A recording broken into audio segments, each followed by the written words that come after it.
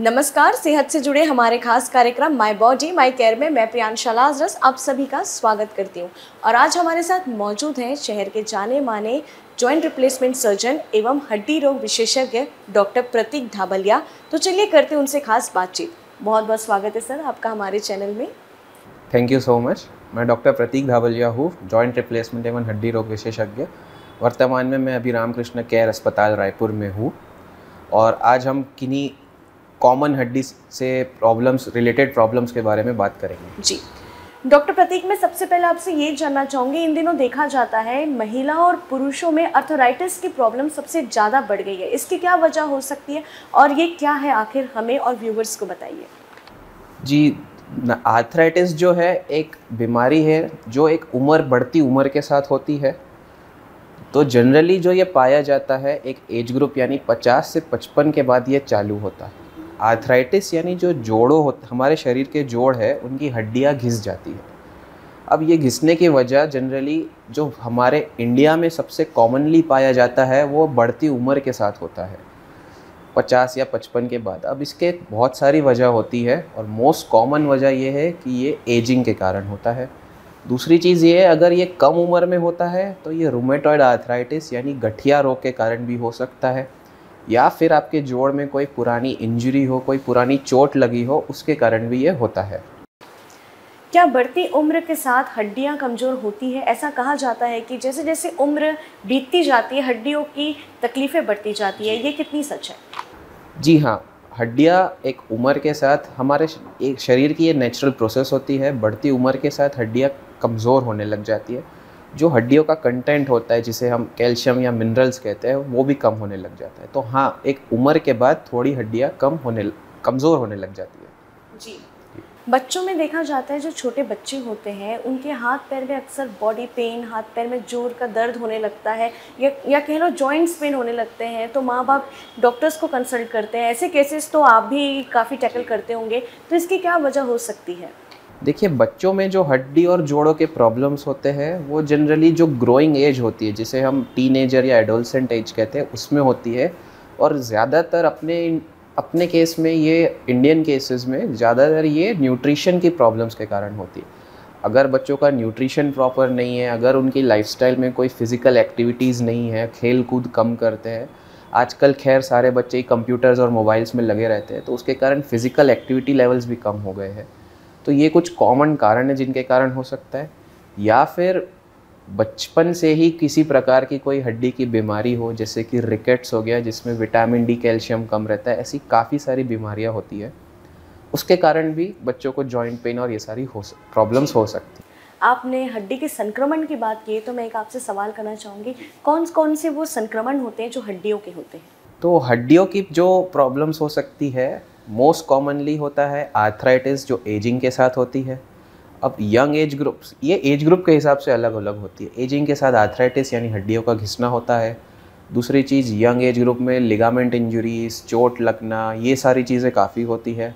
Gym going persons में जो weight lifting करते हैं, या जो लेबरर्स हैं हमारे, या जो कोई मज़दूर झुक के काम करते हैं, उसमें कमर की दिक्कत ज़्यादा होती है। जो हमारे प्रोफेशनल फुटबॉल प्लेयर्स हैं, क्रिकेट प्लेयर्स हैं, हॉकी प्लेयर्स हैं, उनमें घुटनों के लिगामेंट की प्रॉब्लम ज़्यादा होती है। तो ये कुछ प्रॉब्लम्स होती है। और जनरली आजकल एक बहुत कॉमन चीज़ पाई गई है कि मोबाइल के इस्तेमाल से, या फिर बच्चे जो काफ़ी देर तक गर्दन झुका के पढ़ाई करते या मोबाइल चलाते हैं, उनमें भी ये सर्वाइकल स्पॉन्डिलोसिस कहा जाता है, वो भी बढ़ गया है आजकल। जी प्रतीक जी, जैसे दुर्घटना हो जाती है पैर में या हाथ में, कहीं भी बॉडी में फ्रैक्चर हो जाता है, तो वो फ्रैक्चर हील होने में कितना वक्त लगता है? जी, अगर कोई इंजरी हुई है, कोई चोट लगी है, तो मिनिमम, और बोन में फ्रैक्चर है यानी कि हड्डी क्रैक्ड है, तो मिनिमम 3 वीक्स से लेके 6 वीक्स तक का समय लगता है। यानी 1.5 महीने के आसपास मोटा मोटी लग जाता है। ये अब बॉडी टू बॉडी और सबकी इम्यूनिटी और सबकी हेल्थ के हिसाब से वेरी होता है, बट ऑन एन एवरेज 6 हफ्ते लगते हैं। जी, आपने लिगामेंट का जिक्र किया था, तो मैं एक सवाल करना चाहूँगी। इन दिनों देखा जाता है कि लिगामेंट टियर की इश्यूज़ बहुत आ रहे हैं, बहुत मरीज़ इसके इन दिनों आने लगे हैं। तो लिगामेंट टियर आखिर है क्या, और इसका उपचार क्या बिना ऑपरेशन के सफल होता है?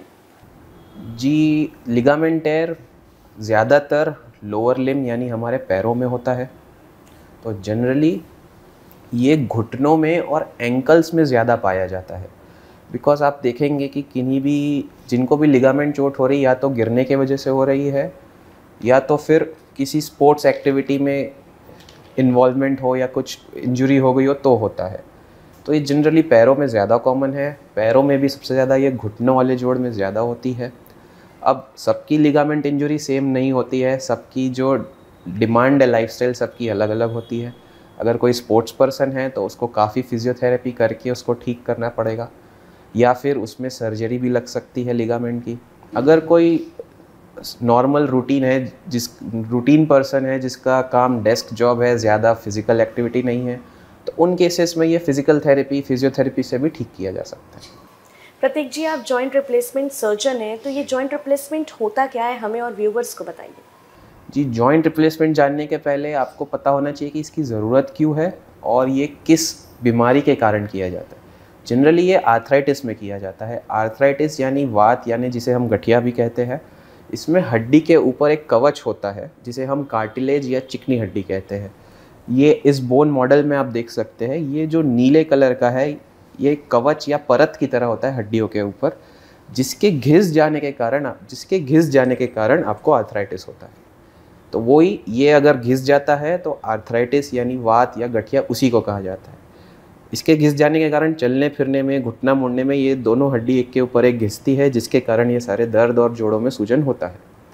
अगर ये ऐसा आपको होता है, दर्द, सूजन, पैरों का टेढ़ापन आना, चलने में दिक्कत होना, सीढ़ी चढ़ उतर करने में दिक्कत होना, नीचे बैठने में तकलीफ़ होना, ये सारे कुछ लक्षण हैं आर्थराइटिस के, तो उसके लिए हम जॉइंट रिप्लेसमेंट सर्जरी करते हैं।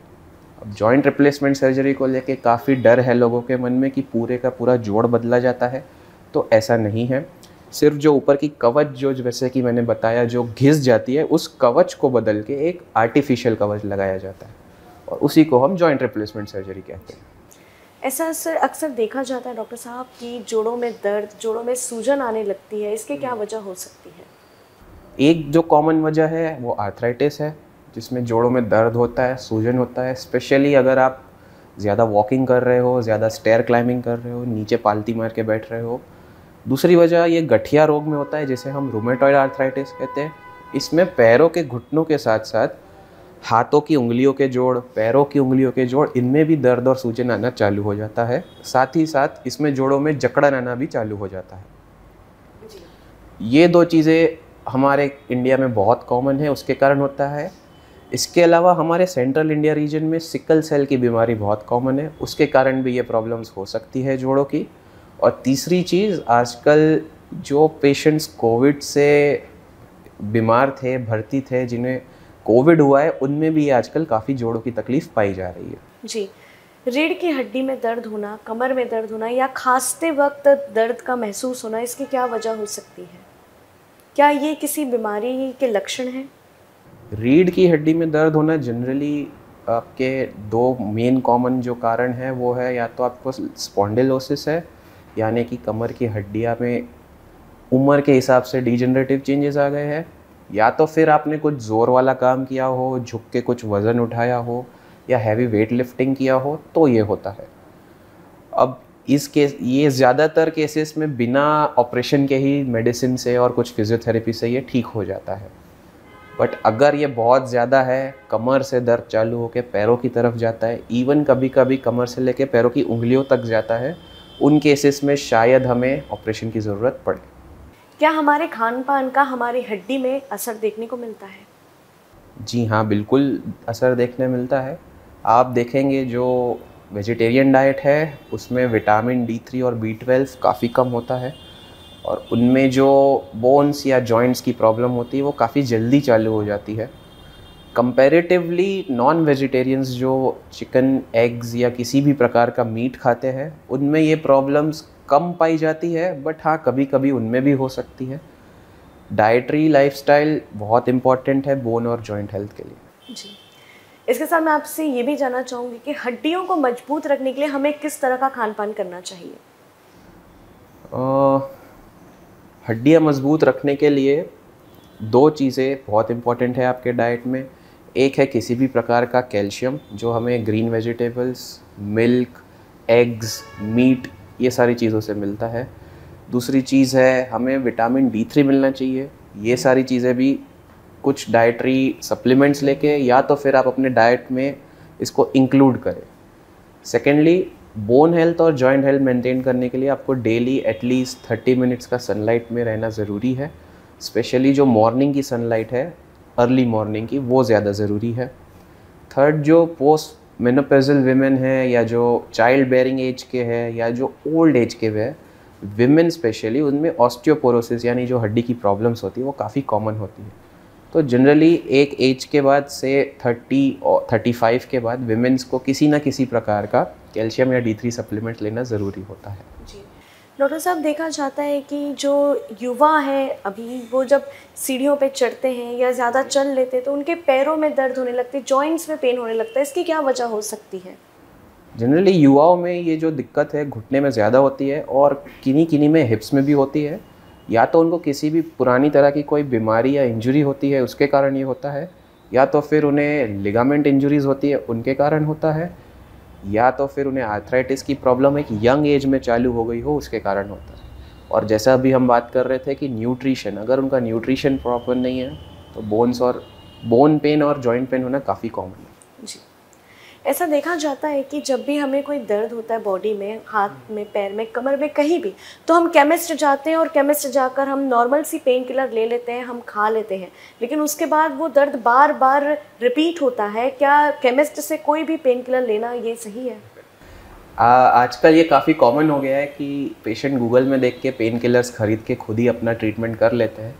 तो इसे हम सिम्टोमेटिक ट्रीटमेंट कहते हैं, यानी कि पेशेंट बस उस दर्द का इलाज कर रहा है, उस दर्द का कारण हमें नहीं पता है।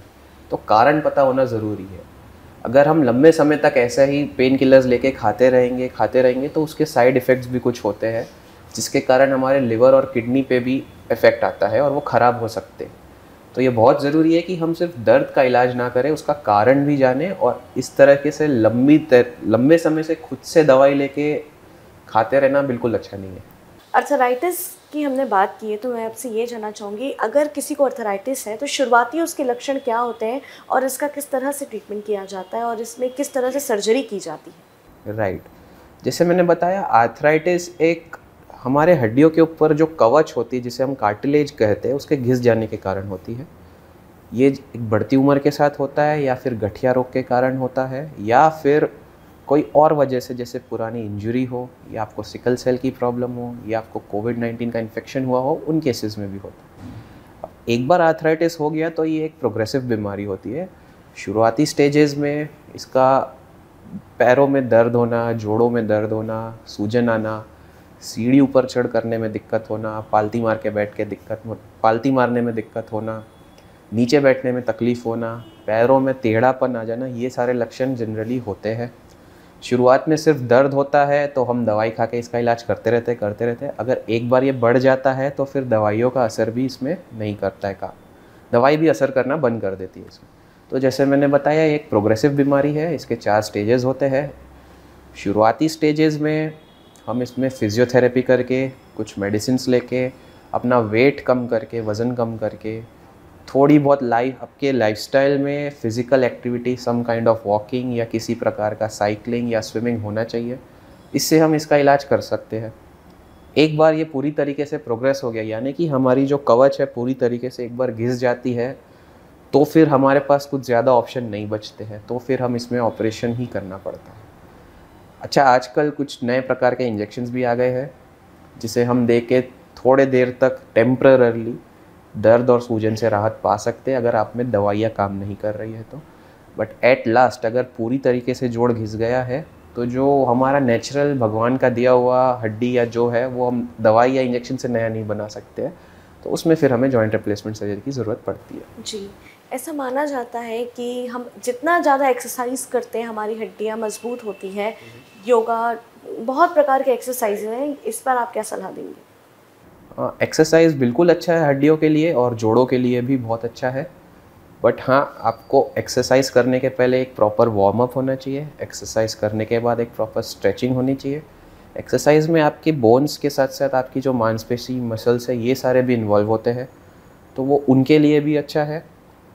हमारा सारा मोटिव है ये एक्सरसाइज करने का कि हमारा एक प्रॉपर वेट मेंटेन रहे, हमारी एक प्रॉपर स्ट्रेंथ मेंटेन रहे, जो हमारे ऑर्गन्स और हमारे बॉडी को प्रॉपर फंक्शनिंग करे।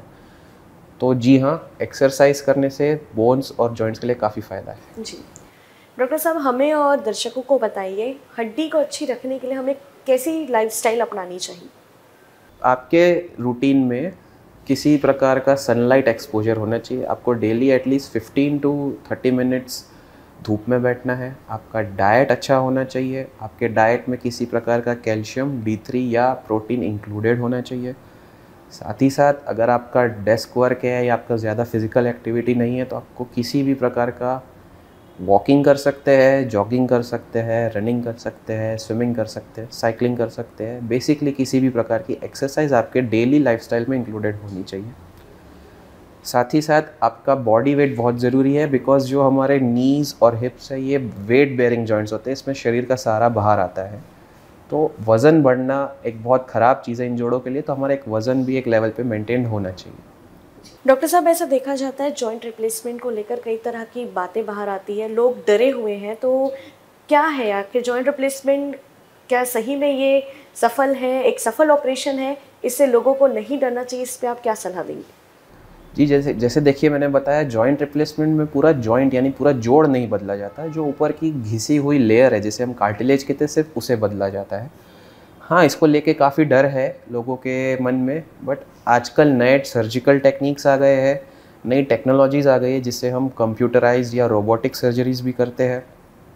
कुछ नए सर्जिकल टेक्निक्स आ गए जिसमें हम मसल कट नहीं करते, सिर्फ उसे हम एलिवेट कर देते हैं, जिससे जो रिकवरी है सर्जरी के बाद काफ़ी तेज़ी से होती है। पेशेंट उसी दिन से चलने फिरने लग जाते हैं, उसी दिन से उनकी सारी जो बेसिक एक्टिविटीज़ है वो चालू हो जाती है।